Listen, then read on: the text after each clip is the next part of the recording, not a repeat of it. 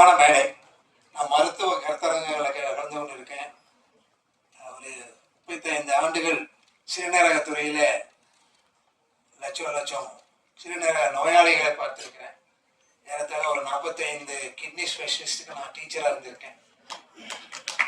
அதுபோக எனக்கு ஒரு யூனிக்காக அரசாங்க மருத்துவமனையில் அன்றைக்கு முதல் சேரும் பொழுது எம்பிபிஎஸ் முடித்தோடனே அது எனக்கு கொடுத்த அப்பாயின்மெண்ட் ஆர்டரில் Tamil Nadu medical service is please to appoint you அப்படின்னு என்ன கொடுத்தாங்க.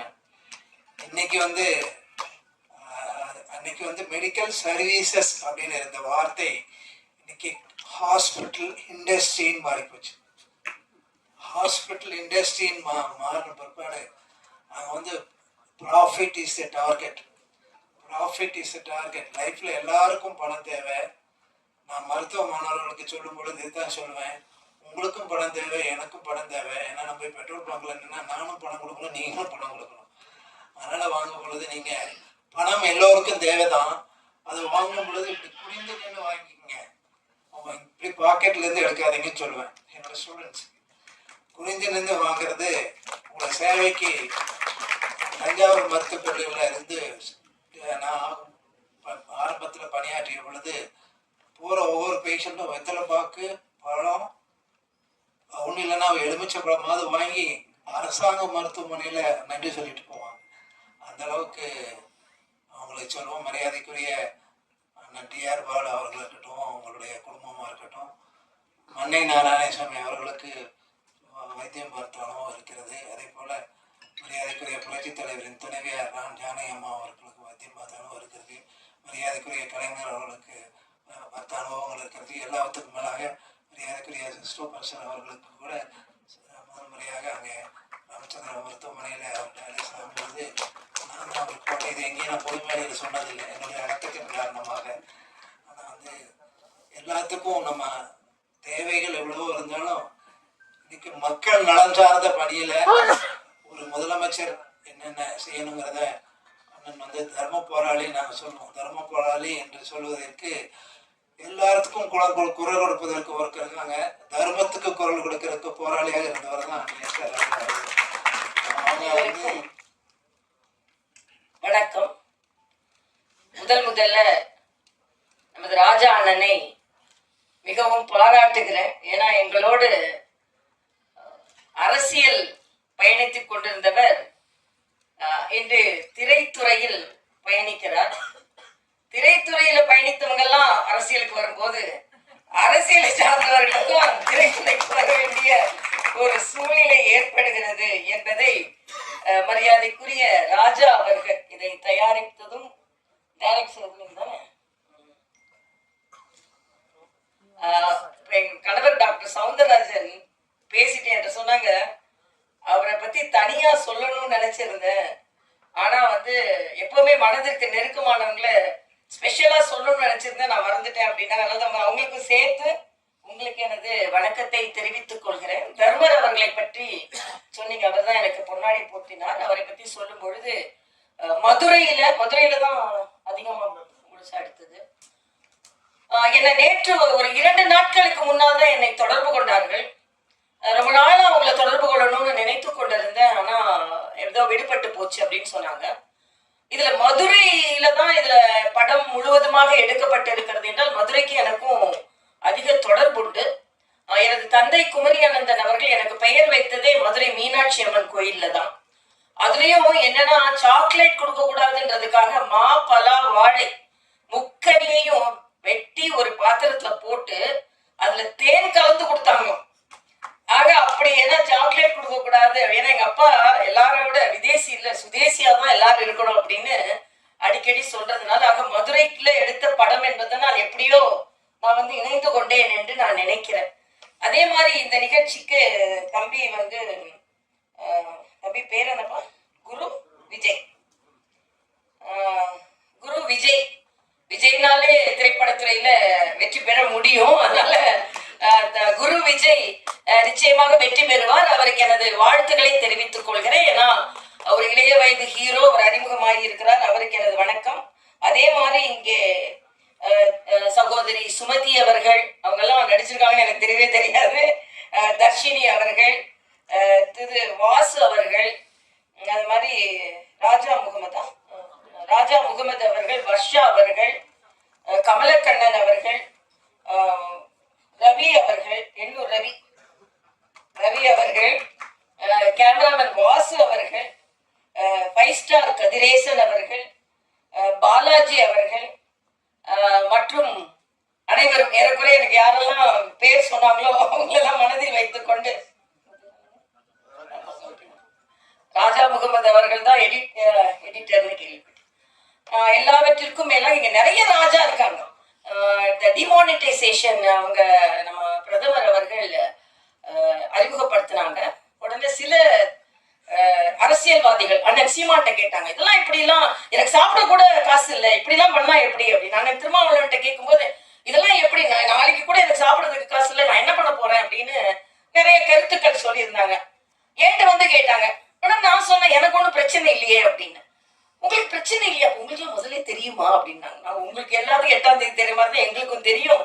ஆனா என்னன்னா என்னோட கோட்டும் ஒயிட்டு, என் நோட்டும் ஒயிட்டு, அதனால எனக்கு பிரச்சனையே இல்லை. எனக்கு எங்க டாக்டர் பிரச்சனை, எங்கிட்ட இருக்கிற கொஞ்சம் நெஞ்ச காசும் நாங்க ஒயிட் கோட்ல சம்பாதிச்சதுங்க. அதே மாதிரிதான் ராஜா அவர்கள் இங்க வந்து பணத்தை போட்டிருக்கிறாரு, அவரும் ஒயிட் கோட்ல சம்பாதிச்ச ஒயிட் நோட்டு.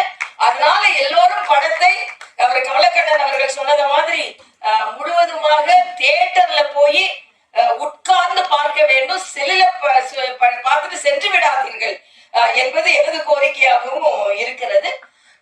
இன்னும் சொல்ல போனா இதுல வந்து மருத்துவத்துறையில நான் பெருமையா இந்த இடத்திற்கு வந்து நின்று சொல்கிறேன்.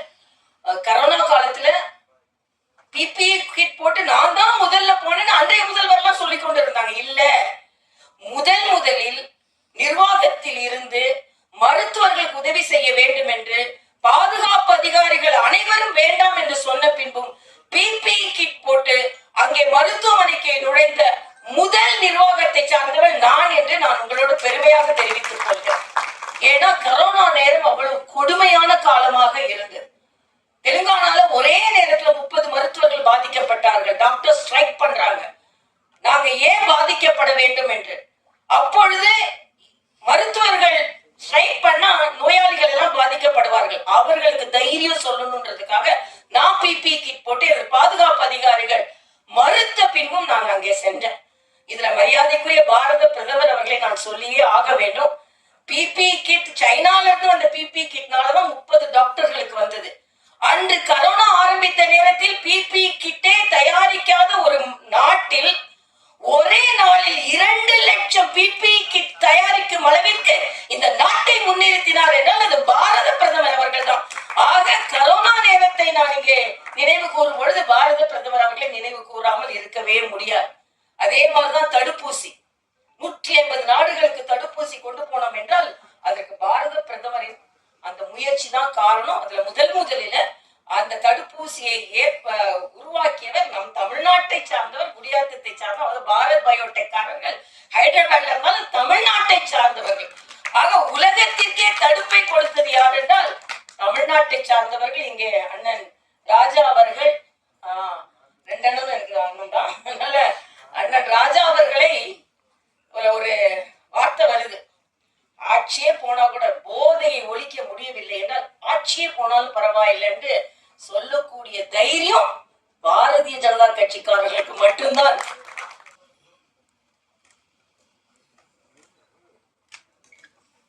முன்னாள் ஆளுநர் திருமதி தமிழிசை சவுந்தரராஜன் அவர்களே,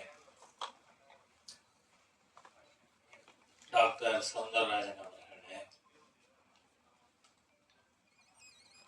திரு ராஜசேகர் அவர்களே மற்றும் மேடையில் இருக்கின்ற இந்த படத்தின் மூலமாக கலைஞரானவர்கள் அல்லது ஏற்கனவே கலைத்துறையிலே இருப்பவர்கள் அனைவருக்கும் என்னுடைய சிறந்தாழ்ந்த வணக்கத்தை சொல்லி, இங்க பாத்தீங்கன்னா சரியா 6 மாசம் வந்து எல்லா டாக்டர்களும் இப்ப இன்னைக்கு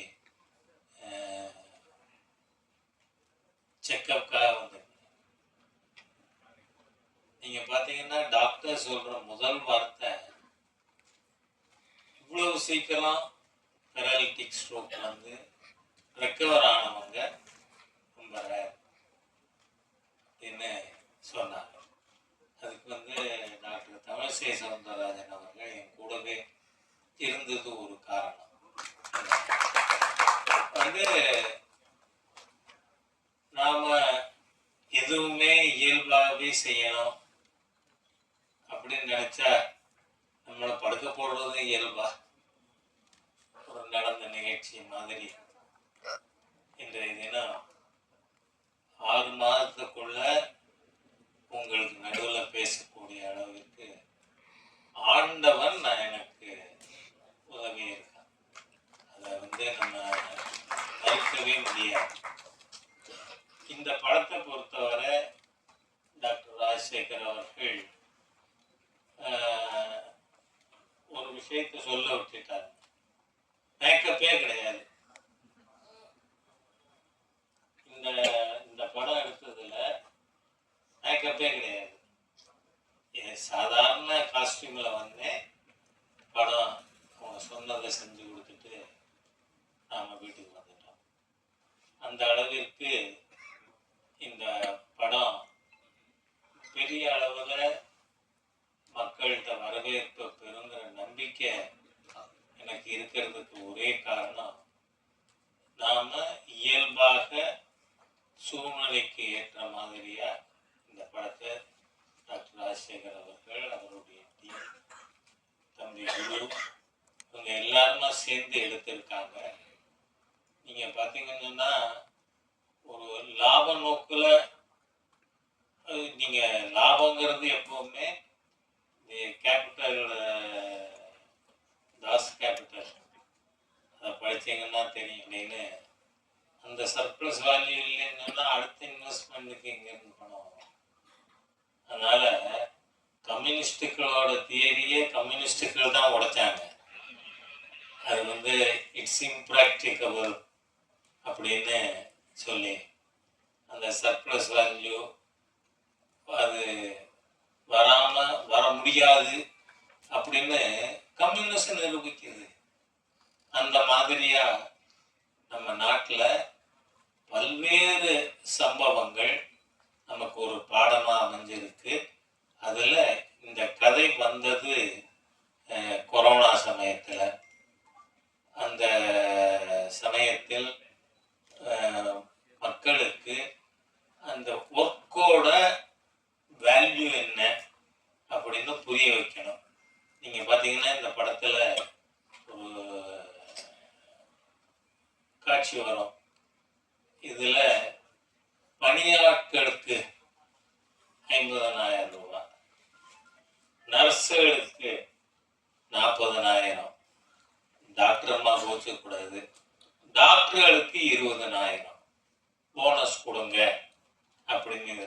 காரணம் என்ன? 24 மணி நேரமும் உழைச்ச ஒரு கம்யூனிட்டி உண்டுன்னு சொன்னா அது அந்த சுத்திகரிப்பாளர்கள். அவங்க வந்து அன்னைக்கு ஒரு நாள் ஸ்ட்ரைக் இருந்திருந்தா கூட நாம நாரி போயிருப்போம். அந்த மாதிரியாக இந்த மருத்துவத்துறையின் மூலமா மக்களுக்கு எப்படி போய் அடைய முடியும் என்பதையும், அதுல ஊழல் செய்யறவன ஆட்சியே போனாலும் ஊழல் செய்யறவனுக்கு எதிராக நடவடிக்கை எடுக்கணும் அப்படிங்கிற தீம் மக்கள்கிட்ட சென்றடைவதற்காக எடுக்கப்பட்ட படம். நிச்சயமா எனக்கு நல்ல நம்பிக்கை இருக்கு. வர்ற வெற்றி விழா நடக்கும் பொழுது நான் ஓடி போய் மைக்கில் நின்று பேசுகின்றேன். என்னோட நம்பிக்கையை தெரிவித்து இந்த படம் வெற்றி பெறணும். அதை மக்கள் அனைவரும்,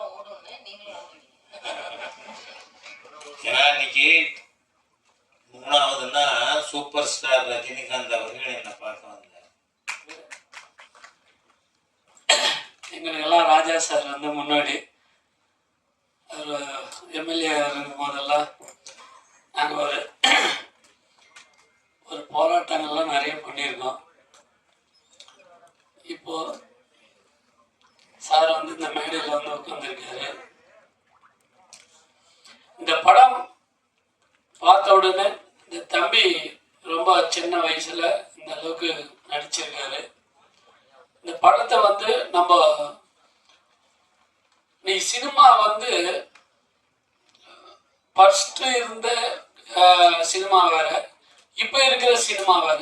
இப்போ இருக்கிற சின்ன இளைஞர்கள்லாம் வந்து ஒரு வருஷத்துக்கு வந்து எங்கள் தயாரிப்பாளர் சங்கத்தில் வந்து ஒரு 300 படம் எடுக்கிறாங்க. அதில் பார்த்தீங்கன்னா பெரிய படம் போடுங்க, அது வெற்றி. எப்பவுமே இந்த சின்ன படமெல்லாம் ஜெயிக்குது.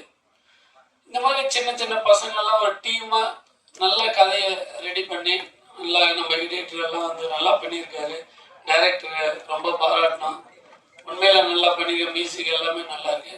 இதெல்லாம் வந்து வெற்றி. அதாவது வருஷத்தை ஒரு 300 படம் எடுத்தாலும் ஒரு 4-5 படம் இந்த சின்ன படம் எல்லாம் வெற்றியை கொடுக்குது. அதுபோல இந்த படத்தை வந்து நல்ல விளம்பரம் பண்ணணும். இன்னைக்கு வந்து காலகட்டம் வந்து விளம்பரம் வந்து நம்ம வீட்டு வாசப்படியே தொட்டு பார்க்குது. அது தொட்டு பார்த்தாதான் வீட்டில் இருக்கிறவங்களாம் தேட்டரில் போய் படம் பார்க்குறாங்க. ஸோ அந்த சூழ்நிலை ஆயிடுச்சு.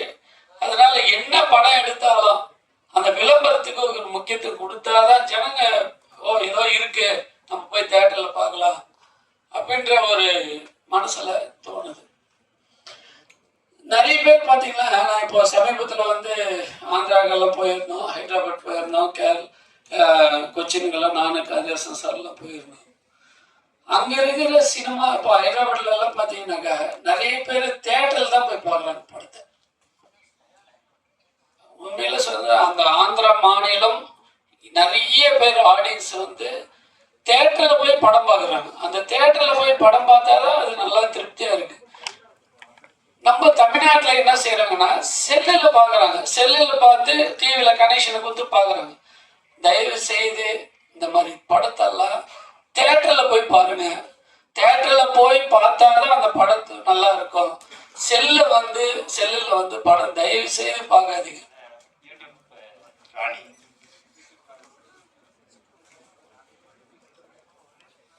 அனைவருக்கும் வணக்கம். பொதுவாக அரசியல் மேடைகள்ல தான் இருந்து பழக்கம். இப்போ முதல் முறையா சினிமாவுக்காக வருதுல ஒரு ராஜா அண்ணா வந்து முதல்ல ஒரு படம் எடுக்கிறேன்னு சொல்லிட்டு கூப்பிட்டப்போ அவங்க தர்ஷினி மேமோட ரோல் தான் வந்து கேட்டாங்க. அவர் சீன்லாம் சொன்னப்போ உண்மையுமே எனக்கு பயமா இருந்துச்சு. சார் இது முன்னாடி நான் கேமரா முன்னாடி நின்னதே கிடையாது. கேமரா முன்னாடி பேசியிருக்கோம், யூடியூப் சேனல்ல எல்லா சேனல்லையும் போய் பேசுறோம், டிவிலலாம். ஆனா இதெல்லாம் ரொம்ப வெயிட்டான ரோல் சார், என்னால அது பண்ண முடியாது அப்படின்னு தான் அப்புறமா அவங்க தர்ஷினி இது பண்ணிட்டு தம்பி சொன்னாங்க ஒரு முக்கியமான ரோல் தான், 2 சீன்ல வருவேன் அவ்வளவுதான், சும்மா வந்துட்டு போகலாம். ஏன்னா அவர் முன்னாடி நிறைய இந்த இதுல கான்செப்ட் வந்து ரொம்ப ஒரு அற்புதமான கான்செப்ட். ஸோ நம்ம இன்னைக்கு வந்து இந்த மெடிக்கல் ஃபீல்டு அப்படிங்கிறது வந்து எந்த அளவுக்கு நம்மள வந்து எப்படி சொல்றது, அவங்கதான் அவங்கள நம்பி நம்மளோட உயிரையே கொடுக்குறோம். நம்ம டாக்டர்கள் சொல்லிட்டாங்கன்னா நம்ம கேட்டா நெஞ்சை கிழிக்கணும்னா கிழிச்சிடறோம், நம்ம கொண்டு அட்மிட் பண்ணிடுறோம். கடவுளுக்கு ஈக்குவலா அவங்களை மதிக்கிறோம். ஆனா அந்த மெடிக்கல் ஃபீல்டுல எப்படிலாம் சில பேர் சீட் பண்றாங்க, எப்படி அந்த இதை வந்து அந்த மருத்துவத்தை வந்து ஒரு பிசினஸா பாக்குறாங்க அப்படின்ற விஷயங்கள்லாம் அவர் சொன்னப்போ ரொம்ப உண்மையாலுமே அதுக்காக தான் அந்த தலைப்பு வச்சிருந்தாரு. ஸோ மருத்துவர்கள் வந்து எதெல்லாம் செய்யணும், எதை செய்யக்கூடாது. இன்னொன்னு நம்மளுமே நிறைய ஒரு அவேர்னஸ் இல்லாம சும்மா தலைவலிக்குதுன்னா ஏதோ ஒரு டோலோ போடலாம், காய்ச்சல். நம்ம எல்லாருமே இன்னைக்கு எல்லாரும் அற வைத்தியர்கள் எல்லாருமே சொல்லுவாங்கன்னா 1000 பேரை கொண்டா அற வைத்தியம் அப்படிங்கிற மாதிரி நம்மளே கொண்டுகிட்டு இருக்கிறோம். அப்போ இன்னைக்கு நான் அந்த செல்ஃப் மெடிகேஷன் எடுக்கிறதுனால என்னென்ன சைட் எஃபெக்ட்ஸ் வருது, நம்மளோட இளைய தலைமுறையை வந்து நம்ம வந்து எப்படி பழி கொடுத்துக்கிட்டு இருக்கிறோம், அதாவது உணவுல இருந்து நம்ம மாத்திரைகள் எடுக்கிறதுல இருந்து, நம்ம தாத்தா இருந்தது உடம்பு எப்படி இருந்தது, நம்ம அப்பாலாம் எப்படி இருந்தாங்க, நாம எப்படி இருந்தோம், இன்னைக்கு நம்ம பிள்ளைங்க எப்படி இருக்கிறாங்க. இன்னைக்கு நம்ம 40 வயசுல நம்ம கூட நடந்துருவோம் போல இருக்கு 1 கிலோமீட்டர், நம்ம பிள்ளைங்கலாம் 10 அடி நடக்க மாட்டேங்கிறாங்க, புசுங்கிறாங்க. ஸோ அதுக்கு காரணம் எல்லாமே எதுக்கு எடுத்தாலும் ஓடி போய் ஊசியை போடுறது, எதுக்கு எடுத்தாலும் அவங்களுக்கு மாத்திரையை கொடுக்கறது, அந்த மாதிரி. அதனால அவர் எடுத்திருக்க கான்செப்ட் ரொம்ப ரொம்ப நல்ல கான்செப்ட். படம் வந்து நல்லா சிறப்பா வரணும். இங்க நிறைய விமர்சனம் எழுதுறவங்கலாம் வந்திருக்கீங்க, நல்ல பாசிட்டிவான ஃபீட்பேக்ஸ் கொடுங்க. படம் வந்து சிறப்பா வெற்றி அடையணும். அடுத்ததா ஒரு வெற்றி விழா நிகழ்ச்சியில நம்ம எல்லாரும் சந்திக்கணும். நன்றி. இந்த விழாவை சிறப்பிக்க வந்திருக்கும் முன்னாள் கவர்னர் மதிப்பிற்குரிய தமிழிசை சவுந்தரராஜன் அக்கா அவர்களுக்கும் மற்றும் அண்ணன் மதிப்பிற்குரிய ராஜா அண்ணன் அவர்களுக்கும் மற்றும் இந்த விழாவை சிறப்பிக்க வந்திருக்கும் நண்பர்கள் மற்றும் பத்திரிகை துறை அனைவருக்கும் இனிய மாலை வணக்கம். கலைத்தாயும் சினிமாவையும் அரசியலையும் பிரிக்க முடியாததுக்கான விழா மேடை தான் இந்த விழா மேடை நினைக்கிறேன் வந்தவங்க.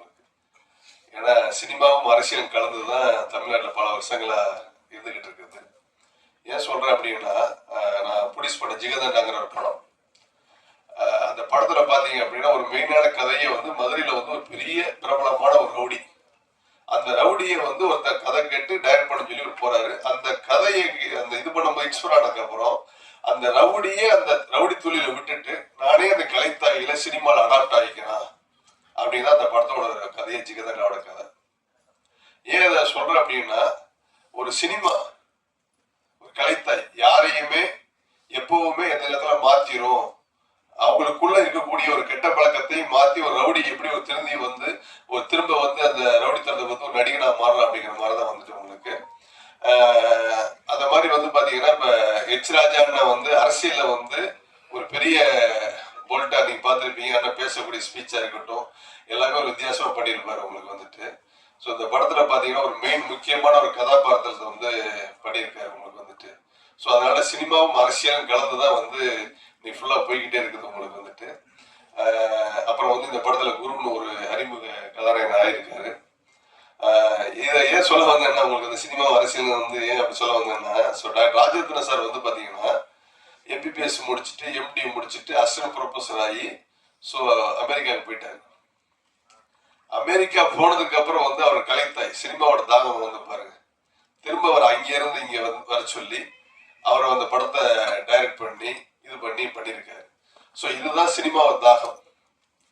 வருஷத்துக்கு கிட்டத்தட்ட ஒரு 225 படங்கள் வருது அப்படின்னா அதுல கிட்டத்தட்ட பாத்தீங்கன்னா ஆல்மோஸ்ட் ஒரு 150 தயாரிப்பாளர்களும் சரி 100 இயக்குநர்களும் சரி புதுசா இந்த படத்துல ஜெயிச்சிட மாட்டோமா அந்த படத்துல ஜெயிச்சிட மாட்டோமா தொடர்ந்து வந்துகிட்டே இருக்கு. இதுதான் கலைத்தாய் வந்து நமக்கு கொடுத்துருக்கக்கூடிய ஒரு பெரிய பொக்கிஷமா நான் நினைக்கிறேன். ஸோ இந்த படத்தை டைரக்ட் பண்ணிருக்கக்கூடிய ராஜேந்திர சுப்ரமணிய சாருக்கும் இந்த படத்தை ப்ரொடியூஸ் பண்ணிக்கக்கூடியதுக்கும் அப்புறம் இந்த படத்துல எடிட்டர் சார் வந்து ராஜமோகன் சார் வந்து ரொம்ப நெருங்கிய நண்பர். அவர் ஆல்மோஸ்ட் தேசிய விருதுல வாங்கியிருக்காரு உங்களுக்கு வந்துட்டு. அவர் இந்த படத்தை பணியாற்றிருக்காரு. ஸோ இந்த படம் மாபெரும் வெற்றியடை செய்யாதை மாபெரும் வெற்றியடை எல்லா இறைவனை வேண்டி விடைபெறுகிறேன். நன்றி, வணக்கம்.